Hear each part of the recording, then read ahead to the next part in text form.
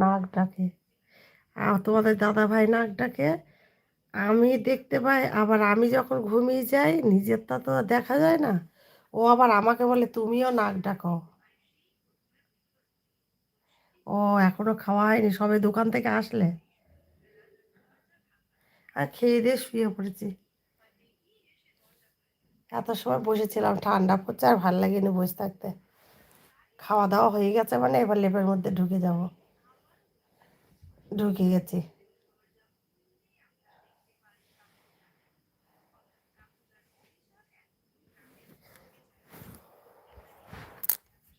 তার একটা বাজে অভ্যাস আছে তোমাদের দাদা ভাই, জানো তো? খাওয়া দাওয়া করার পরে ফোনে একটা, মানে ওর মন পছন্দ একটা কিছু চালিয়ে দেবে, কানের কাছে রাখবে, আর দিয়ে নাক ডাকবে, ঘুমাবে।